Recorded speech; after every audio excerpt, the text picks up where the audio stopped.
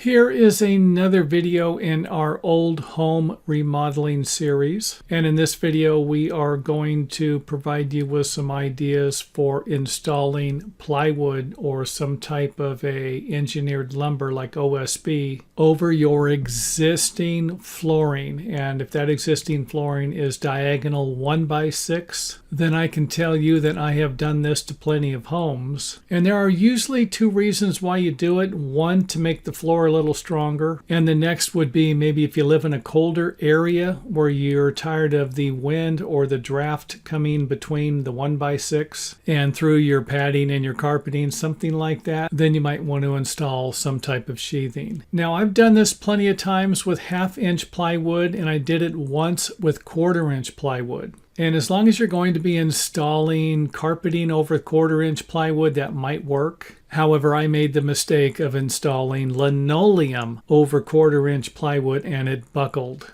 So I would go with something at least a 1/2 inch wide, the minimum width on something like this. And of course, it doesn't have to be tongue and groove because you're going to be laying it over an existing floor. And probably the second most important thing you're going to need to do will be to figure out if you're going to break all of the joints on top of one of the joists. So you can see here where they are not breaking on top of the joist. And at the corners, you won't be nailing into any joist. And if you do come to any joints where you're not going to have any joist to nail into, then I would strongly suggest using screws. And this is going to be around the entire perimeter here. And of course, at every break in the plywood that doesn't sit directly over a floor joist. And again, it's going to be up to you because this could add a few more dollars to your project. And of course, this would be something I would check with your local building department to verify. Because when I first started doing this, we didn't need to break them over the joist. However, the last few jobs that I did,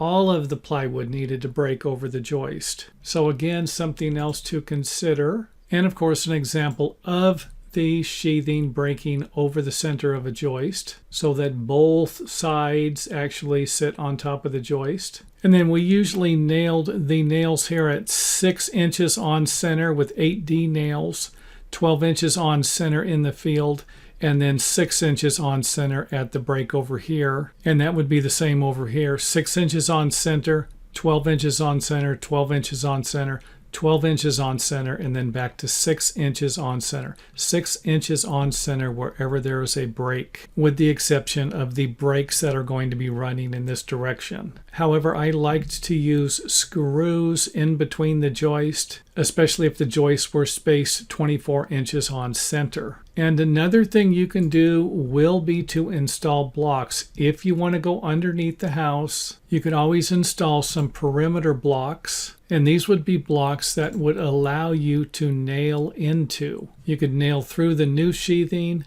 through the existing sheathing, and into the blocks. And another thing that we used to use every once in a while was staples. However, I liked using screws more around the perimeter where I wasn't going to be installing any blocks. So something like this is definitely going to add a few more dollars and a lot more time to your project. However, at the same time, it might be necessary depending upon how bad the floor is that you're covering.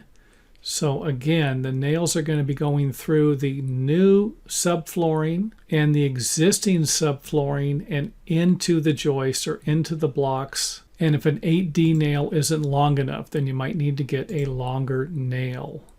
And if all of that makes sense, let's go ahead and start looking at a few patterns here. And I've even seen carpenters install it like this. Now, I've never installed it like this because something like this could be a problem if you have a crowned joist located in one of the long breaks. However, I don't really think it'll be a problem if the floor is nice and flat. But again, something like this might need to be verified through your local building department. And another thing you're going to need to do will be to use a straight edge to make sure that the floor is flat and doesn't have any bumps in it. And I will be making another video on that as part of this series. However, if you cannot wait for the video, then simply grab a 6 or an 8 foot straight edge or level and start placing it in different sections, something something like this, run it in this direction, this direction, this direction, and run it throughout the floor. Take this level in this direction and place it over here, place it over here, turn it around and run this level here, through the doorway, over here, and what you're going to be looking for are any imperfections, any dips or any humps, anything that is going to ruin your new floor. And I will leave that up to you as to how much of the floor imperfections you need to take out. And you're going to need to check the entire house. And before you install your first piece of floor sheathing, we need to actually plan out how everything is going to work, because you might be able to move a few of these pieces around to make everything work out a little better. So the first thing you're going to want to do will be to measure the width of the inside of the house from interior wall to interior wall. And I hate to say it, but you're going to have to do it in both directions. But we're going to start with this direction first. And since we have a measurement of 28 feet and 2.5 inches, then we're only going to be 2.5 inches short if we're using 4-foot wide plywood. So let's go ahead and take a look at a couple of patterns or layout designs, how we can install the floor sheathing in a few ways to minimize the amount of time spent and subflooring required to do something like this. So in our first example, we are going to start at this wall here and go all the way over and then put our small strip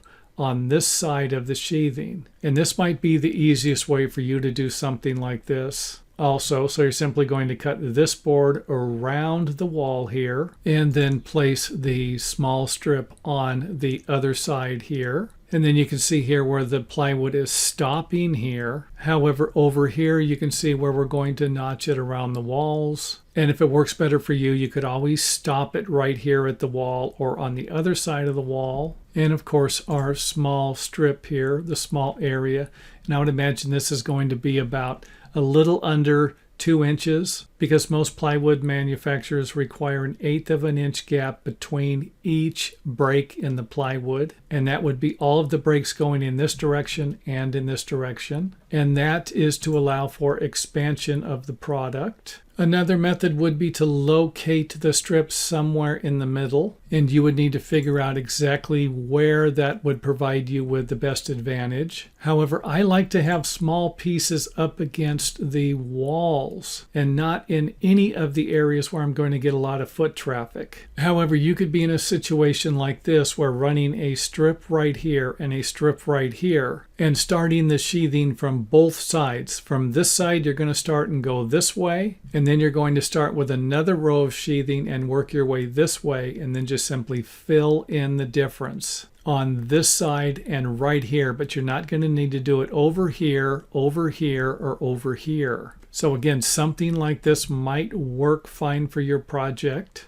And the reason why we're not installing a strip over here is because we're going to cut this piece of floor sheathing. It's going to go around this section of the wall, and then we're going to take the scrap piece from here and then use that for this piece over here. And we're basically gaining the difference in the width of the wall to eliminate installing a strip like we did over here. And again, this is just going to take a little more planning. And if your house is a little smaller, it might be a little more easier to lay it out. And if it's larger and has a lot of walls in it, then it might be a little more difficult to figure out. And for those of you who are paying attention, I made a mistake here. This piece of plywood is going to be the same width as this piece. So this actually would require a small strip here or a small strip over here. But if it was up to me, I would cut this piece of plywood right here in half and then put a small strip here. And don't worry about that if it doesn't make sense. Just pretend like you didn't see that mistake. And we will go on with the video.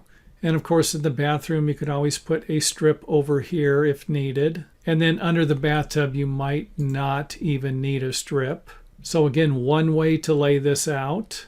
And in our last example, we are going to start from this side here, or the center of the house, and work our way this way. And then you could take this group of plywood and start from the center of the house and work your way this way, or start from this side of the house and work your way this way. And with this method here, we're going to be able to take the other section of the plywood flooring and fill in the area right here in the bathroom and this area here. However, we're going to take 3 additional pieces of plywood so that we can eliminate all of the small gaps. We're going to place 1 of the extra pieces here and then 2 over here. And keep in mind that it might not be the best option for this project here, but it might be another thing to consider on your project, especially if the home is a little wider. So we're going to have a 1 foot 11 1/4 inch piece here, and that's not wide enough to fill this area in over here. Remember, we're still 2.5 inches short. So you could use the other piece of the plywood here along with a small strip either here or over here. But you can see here where we have eliminated all of the small gaps. And I don't want to make a big deal out of these small pieces of plywood. If you got to use them, I think you can put enough adhesive under them. In some cases, if the floor isn't very strong, I wouldn't do it. I would try to use the full sheets, but sometimes you can use adhesive and just kind of like gop it in there and then put your board in there, screw the heck out of it, and hope for the best. So again, another idea. Now, this video wasn't meant to solve all of your problems. It was just kind of meant to provide you with a few more things to think about, or even a few more things that you might not have thought about when trying to plan out just exactly how you're going to lay this thing out so that you can get the most bang for your dollar.